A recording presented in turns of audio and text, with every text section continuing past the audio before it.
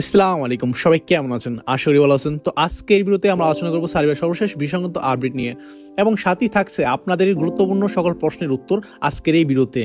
আশা করি আপনি আজকের ভিডিওতে সমস্ত প্রশ্নের উত্তর পেয়ে যাবেন এবং যে সকল ভাই কিনা আমার ভিডিওতে প্রতিনিয়ত প্রশ্ন করে যাচ্ছেন এবং উত্তর চাইতেছেন যে ভাই আপনি তো বলতেছেন বর্তমান সময়ে যে কয়েকটা বিষয় হচ্ছে, তো আমাদের প্রুফ দেখান। অনেকে মানতেছে না যে বিষয় হচ্ছে কিনা, তো অনেকে তো এরকম আমাকে প্রশ্ন করেছেন ভাই আপনি বাটপারি করতেছেন, আপনি দালালি করতেছেন। তো ভাই আমি দালালি করবো কেন? আমি কোনো এজেন্সিও না ভাই, আমি দালালও না, আমি জাস্ট ইনফরমার। এবং আমাদেরই বড় ভাই যারা কিনা বর্তমান সময়ে ভিসা পেয়েছে তাদের আজকেই পাসপোর্টটি দেখাবো অ্যাকচুয়ালি তারা ভিসা পেয়েছে কিনা। তো আজকে এই ভিডিওতে আপনি যদি দেখেন তাহলে আশা করি আপনার সকল প্রশ্নের উত্তর পেয়ে যাবেন আজকের এই ভিডিওতে।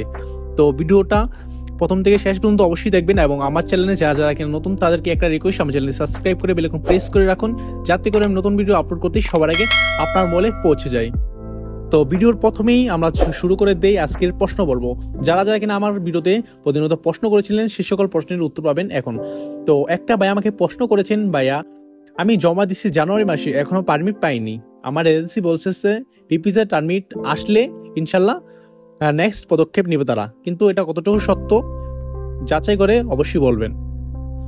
তো দেখুন ভাইয়া, আপনার আগের অ্যাপ্লাই মেবি বাতিল হয়ে গিয়েছে, বাট সেটা আপনার এজেন্সি বা দালাল যারা আছে সেটা আপনাকে হয়তোবা জানাই নাই এবং রিসেন্টলি তারা আবার অ্যাপ্লাই করেছে, যে কারণে আপনাকে একটা সময় ধরে তারা অপেক্ষা করাচ্ছে। অ্যান্সাই যদি আপনাকে তারা যদি লং টাইম সময় ধরে ঘুরায় একটা পারমিটের জন্য, তাহলে আপনি অবশ্যই তারা তল্লাশি করবেন অ্যাকচুয়ালি আপনার অ্যাপ্লাই করেছে কিনা।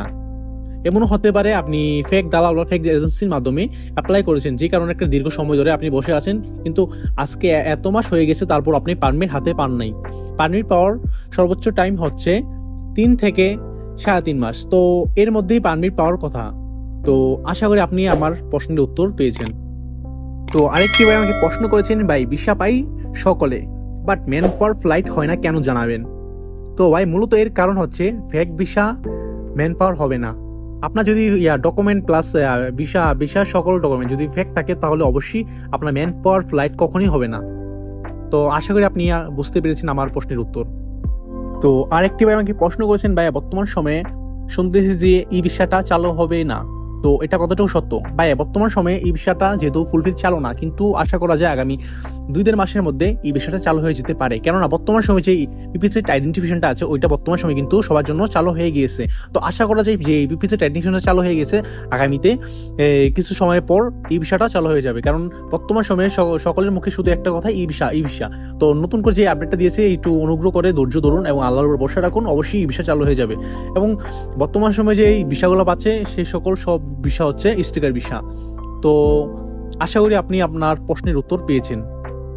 তো চলে যাই আমরা ভিডিও লাস্ট টপিকে। বর্তমান সময়ে যারা কিনা আমার কাছে দেখতে চেয়েছিলেন বর্তমান সময়ে অ্যাকচুয়াল ভিসা পাচ্ছে কিনা সকলে, তো সকলের রাস্তার জন্য আজকে আমার কাছের একজন ভাই যিনি কিনা বর্তমান সময়ে ভিসা পেয়েছেন, তো স্ক্রিনে দেখতে পাচ্ছেন তার ভিসার ছবি। তো অ্যাকচুয়াল ভিসা পাচ্ছে কিনা, তো আশা করি আপনারা আজকের এই ছবিটা দেখে বিশ্বাস করবেন এবং বর্তমান সময়ে আপনারা খোঁজ নিয়ে দেখতে পারেন বর্তমান সময়ে স্টিকার ভিসা কিন্তু বর্তমান সময়ে হচ্ছে। যারা কিনা আগে আবেদন করেছেন এবং বর্তমান সময়ে কিন্তু তাদের অ্যাপ্রুভাল কমপ্লিট হওয়ার কারণে এম্বাসি তাদের ভিসাগুলো ডেলিভারি করে দিচ্ছে। আশা করা যায় বর্তমান সময়ে যারা কিনা আবেদন করবেন তারা আগামীতে ই ভিসা পেয়ে যাবেন খুব দ্রুত সময়ে। তো আজকের ভিডিওটা এ পর্যন্ত ছিল।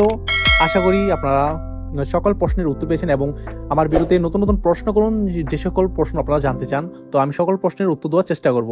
তো আজকের ভিডিওটা এই পর্যন্তই। সবাই ভালো থাকুন, সুস্থ থাকুন, পরিবারের খেয়াল নিন, নিজের খেয়াল নিন। Good bye, take care, bye by.